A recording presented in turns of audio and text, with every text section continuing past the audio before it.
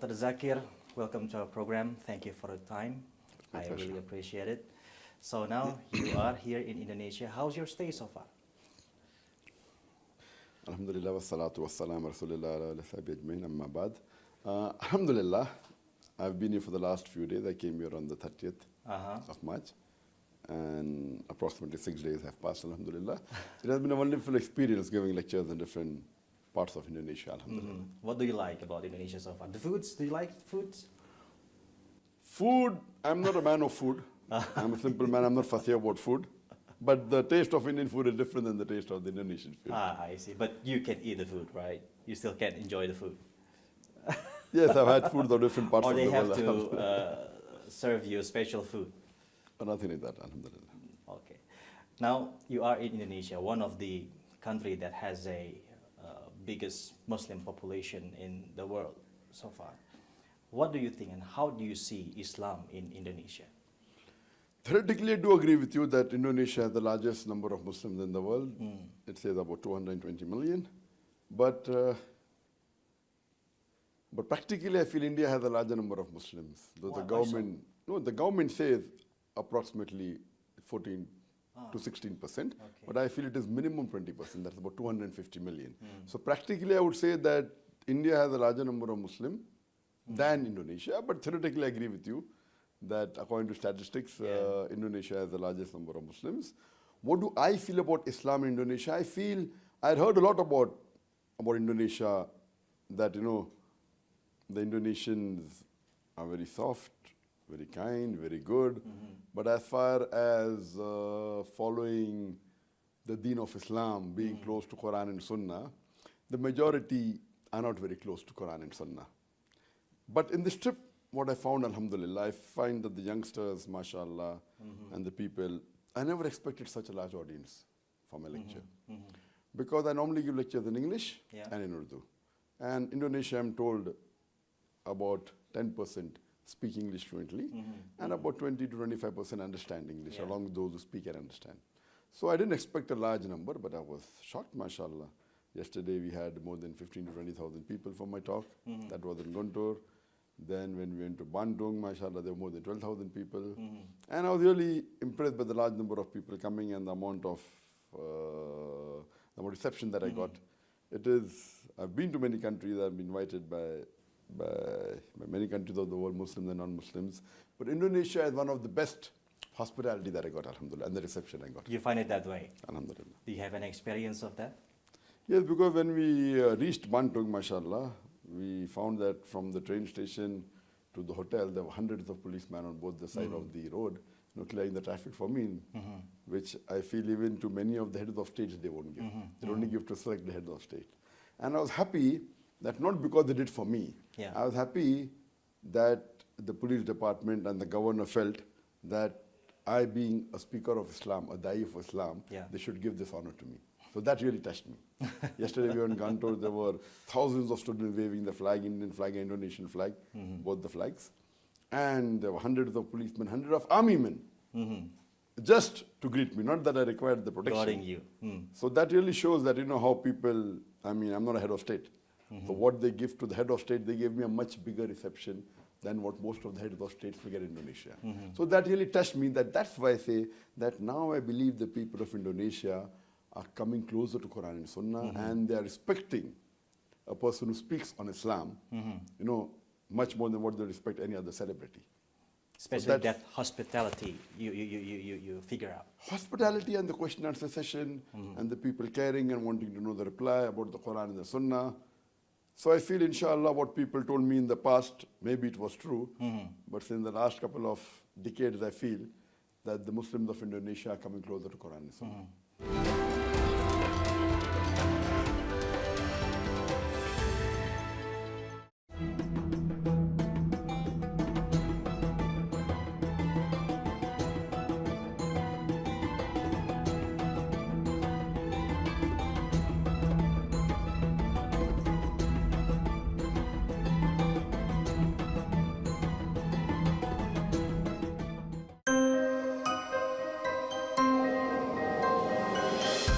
Itu dulu, sekarang nggak lagi.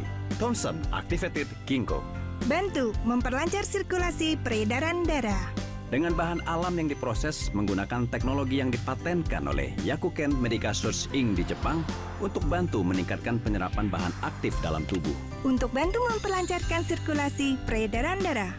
Thompson Activated Ginkgo, don't stop me now.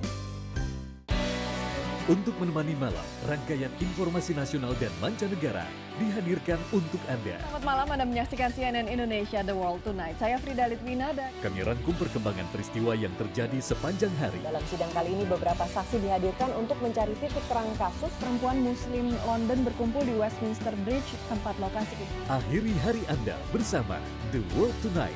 Setiap hari jam 10 malam, live di CNN Indonesia. Pagi adalah kunci pembuka hari. Awali dengan informasi inspiratif.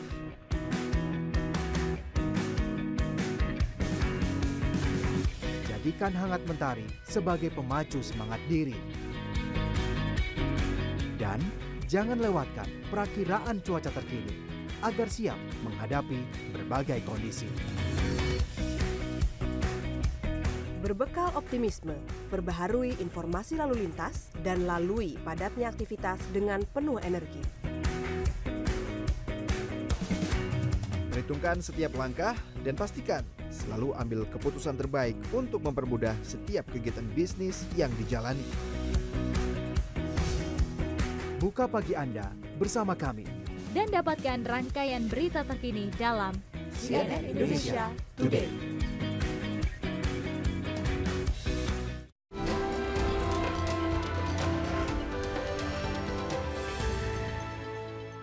Can Muslim of Indonesia be the face of Islam in the world? That's what I told in my lecture, that Indonesia should be. They should How? be an exemplary Muslim. And unfortunately, what I feel that, mashallah, you have got good qaris here, people who recite the Quran very well. But very few Indonesians read the Quran with understanding. And that is the case throughout the world. It may be in India and most of the Arab countries. Most of the Muslims don't know Arabic as a language. So they recite the Quran, but they don't understand it. So I feel that inshallah now there is a trend that's moving. I feel that when I look around, I feel it is people, ladies are wearing hijab, but I find that many of the practices which Islam prohibits, and yet people are freely doing it. Yeah.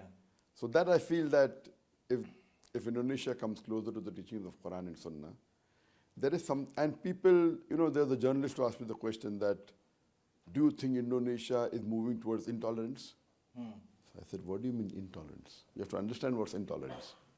You know what they think, that if people object to something what is wrong, that is intolerance. So I asked a question. Today, alcohol is the third largest cause of death in the world. 4% people die because of alcohol. Approximately 41% of the people have alcohol. That means everyone who has alcohol, 10% of them die because of alcohol.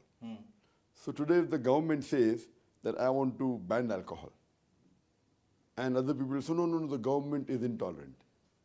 It's not intolerant. Government is not banning alcohol. I'm just giving a hypothetical example. So just because a government of a country bans alcohol, I would say that that government cares for the people.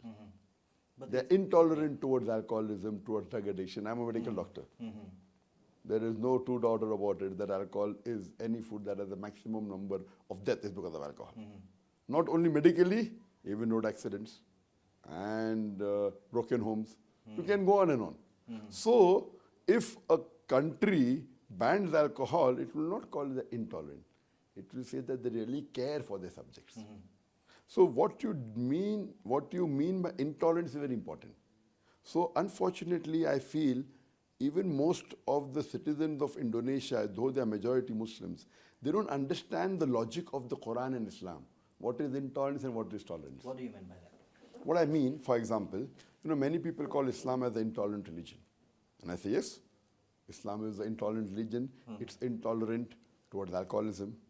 It's intolerant towards drug addiction. It's intolerant towards prostitution. It's intolerant towards adultery. It's intolerant towards racism, towards discrimination, towards bribery, towards corruption, yes. But most of the countries have this. Yeah. So just because they have, and if Islam is intolerant towards that, that doesn't mean Islam is the intolerant religion. Because all these things which I quoted, according to me and according to logic, it is against humanity. But some people will benefit. Most of the politicians will benefit because of corruption.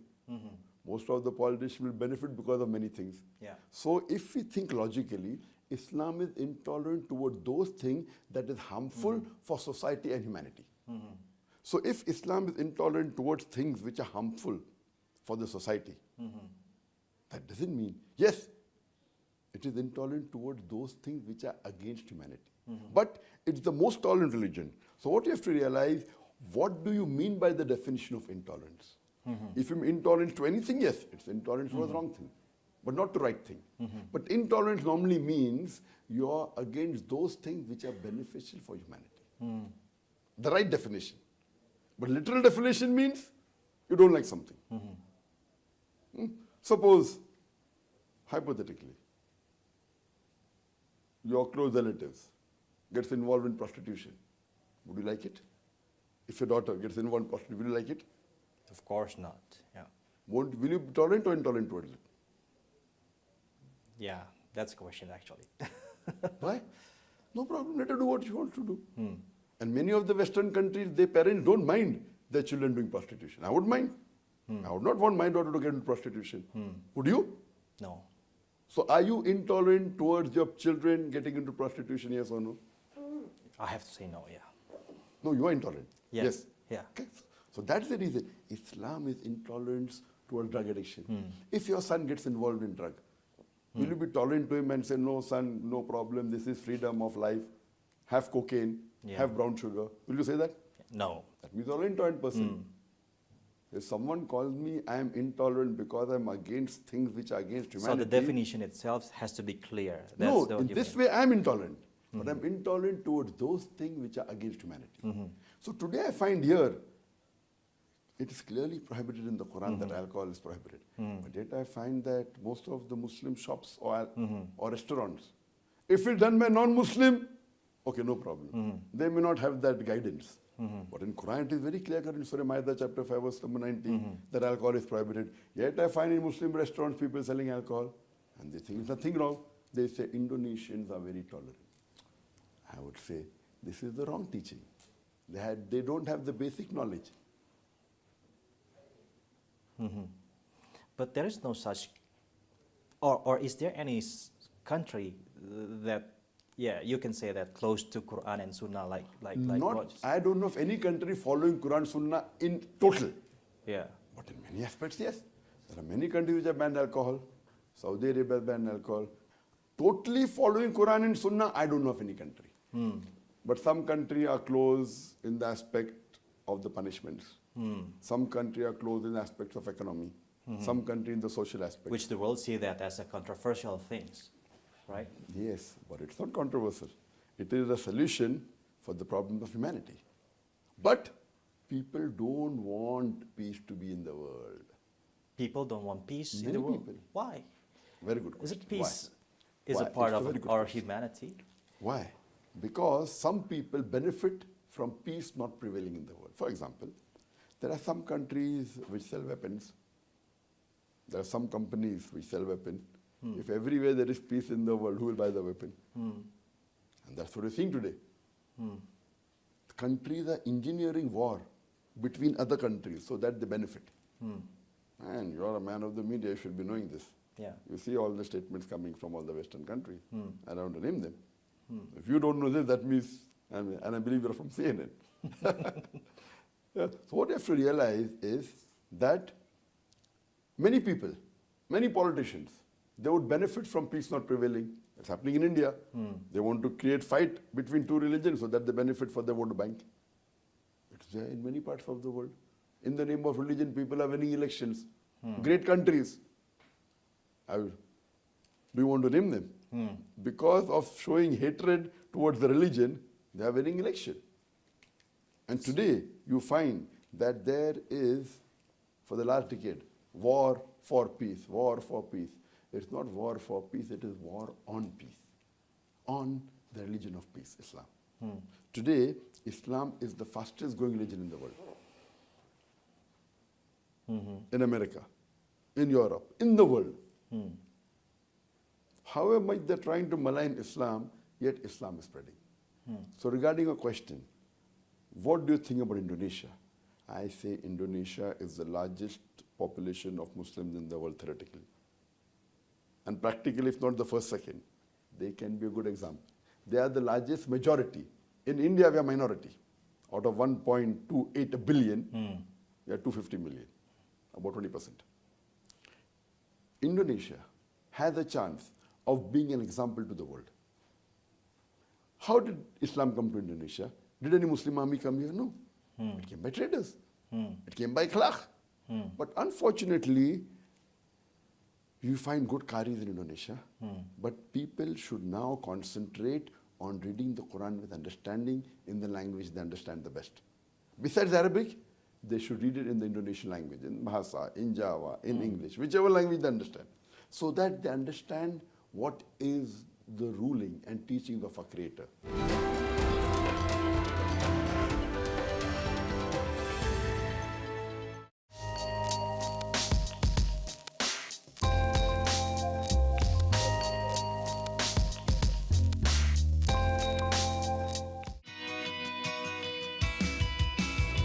Bangun semangat sejak pagi hari dengan informasi yang berkualitas. Pemerintah diharapkan bisa membantu anak-anak ini biar bisa mendapatkan pendidikan lebih baik, Membuka pikiran dan menambah wawasan. Perusahaan penerbangan asal Eropa Airbus memperkenalkan mobil yang dapat terbang bernama Pop-Up. CNN Indonesia Today, live setiap hari jam setengah 6 pagi di CNN Indonesia.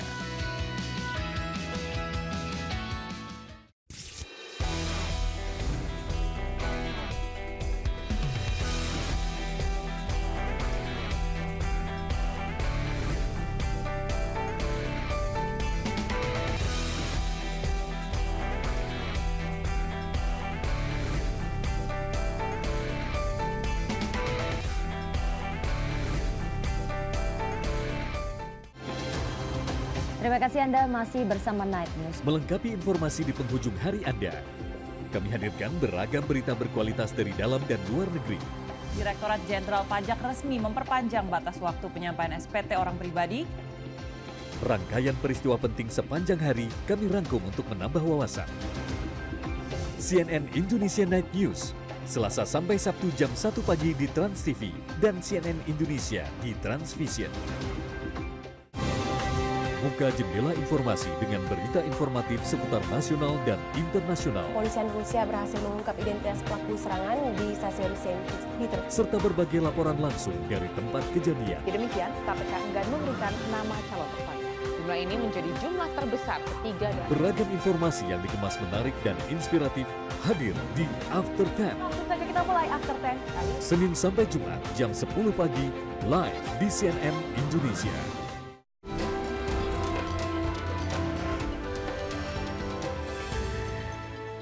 But that's the world's perception about Islam, with the self-bombing, with the rise of ISIS. So they connect Islam with those kind of acts. That's right, but if I can prove that Islam is a peaceful religion, they want to connect me and blame me. As I told you, gave a dog name, I gave a dog a bad name and hang him. If I'm a person who's proving that Islam is a peaceful religion, there are some people who are bad apples. And you find bad apples in every religion. I gave a talk on Islam is terrorism a Muslim monopoly? And I've proved that all the terrorist attacks that took place in the last 100 years, majority, before 9/11, they were done by non-Muslims. Majority. The first kidnap done by non-Muslim. First hijack done by non-Muslim. First assassination done by non-Muslim. Majority. The percentage of Muslims today in the world are about 25%. Yet, the percentage of Muslims who did attack were hardly a couple of percent. Today, what's happening? Again, it is they are creating groups. They are creating groups. Hillary Clinton just said a few months back, didn't you hear that? She said that the earlier president of USA, we created Taliban as a proxy war. We created Al-Qaeda. We spent billions of dollars to create them to have a proxy war against Russia. So terrorism is made by them? That's what Hillary Clinton said. I think it might have come on your channel also, CNN. Most of the major channels in the world said that. And she said that we spent billions of dollars in giving weapons to them. Then, when their work is done, now they're calling them terrorists. Who created the terrorist? That's what's happening. They're taking the innocent Muslims and telling them, oh, this is your right, you have to fight for your country, for a proxy war against Russia. And then they're throwing cluster bombs in the same country which helps them, Afghanistan, against Russia. Now they throw cluster bombs, which multiple bombs, killing tens of thousands of people. Who is the terrorist? I'm not blaming the common American. I'm blaming the politician. The politicians. Politician. The common American doesn't know what's happening. So how to convince the world that terrorism act is not Islam, that ISIS You is know my not lecture? Islam? How can you say that they're Islamic? Just because they call themselves Islamic, why are you repeating it? If I call myself the president of USA, will you repeat that on your channel? No, because you know. So you do a little research on Islam. These people may have been brainwashed by certain people who are misguided, or maybe brainwashed by the enemies of Islam, like how Hillary Clinton said, we created the Taliban. Even this ISIS, according to me. So I feel there is a great scope for Indonesia to be a good example to the world of Islam. You have advantage that it is far away from the from the main hub of the attack. It is away from the depth that people know the other countries where the main activities are going on. So Malaysia, Indonesia is away. So you have a very good chance of portraying that what Islam is about peace, about tolerance, about haqq, about justice. And I pray that the teachings of Islam, the Quran and the Sahih Hadith become more common in Indonesia, and there will be really true peace, not artificial peace. The true peace is a person who sleeps with a content heart. Dr. Zakir, now I want to ask you about your methods when you do your preach. You tend to compare some religion to Islam. Do you think that that is the only way to spread Islam values, because it's a threat to tolerance among religions? Quran says in Surah Mumtahina, chapter number 60, verse number 8, Allah forbids you from being just to the non-Muslim, from being unjust. Allah forbids you, telling the Muslims, Allah forbids the Muslim from being unjust to the non-Muslim, as long as they don't fight you your faith and do not drive you out of your home. But the next verse says, if the non-Muslim fight you your faith and drive you out of your home, then Allah forbids you from being kind to them. So generally, Islam says, be kind to all the non-Muslims.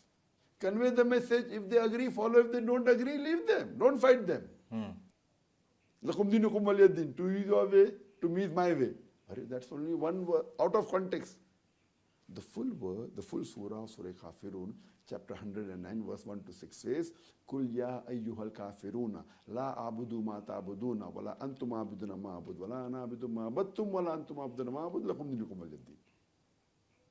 Say to those who reject faith, who reject Islam, I will not worship what you are worshipping, you will not worship what I worship. I will not be worshipping what you want me to worship, nor will you worship what I want to worship. To you is your faith, to me is mine. That is last. Have you presented Islam to them or not? Without presenting Islam to them, you cannot say lakum dinukum waliyad. It's out of context. You present Islam to them, you cannot force anyone to accept Islam at the point of the sword. You cannot force anyone to accept Islam at the point of the gun. That is prohibited in Islam. If, in fact, Islam says if non-Muslims are in your country, you protect them. This is Islam. But that doesn't mean you make them sit on your head.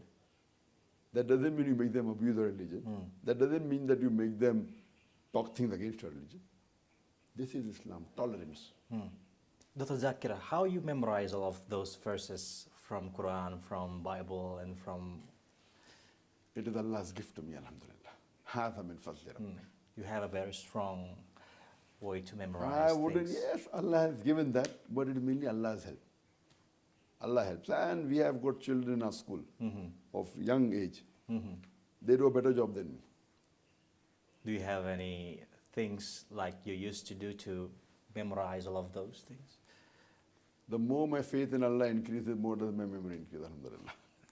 It is people ask me, what do I eat? What do I do? Alhamdulillah. It is only due to the blessings of Allah. And So that's therefore the I God thank Allah. gives Yes, to you. yes. No, Allah will give that to anyone who strives. See, I don't consider myself to be a person of knowledge. There are hundreds of thousands of Muslims who have got more knowledge than me. It is Allah's help. I am a medical doctor. I chose to become a doctor thinking it's the best profession in the world. But after I met Sheikh Ahmed Didat, who inspired me, who was my inspiration, Yeah. and after reading the verse of the Quran of Surah Fussilat, chapter 41, verse number 33, which says, وَمَنْ أَحْسَنُ قَوْلًا مِمَّنْ دَعَا إِلَى اللَّهِ وَعَمِلَ صَالِحًا قَالَ إِنَّنِي مِنَ الْمُسْلِمِينَ.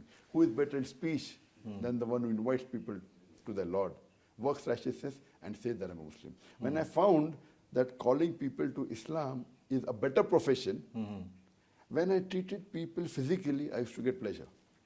But when I treated people spiritually, I got multiple times more pleasure. That's how I changed from a doctor of a body to a doctor of a soul. Do you do sport? I have to do many sports. I was a sportsman, I'm a long distance runner. I'm a gold medalist on the state level in running long distance 10 kilometer. Because those people say that you are so fit I'm- at your age. I'm You're so fit. I'm so fit. No, At it's Allah your gives. Allah is the one who keeps me fit, alhamdulillah. Do you have any hobby? Many hobby I have. Today my best hobby Yeah. is to spread peace. To give lectures. You give me good people to give lectures, I'll be happy. You get me a non-Muslim to talk to, I'll be happy. To remove the misconception. My best is spreading the message of peace. Spreading the message of Islam. And that helps everything. Alhamdulillah. Okay, Dr. Zakir Naik, thank you so much for your time. It's my pleasure to be with you. Thank you so much. Inshallah.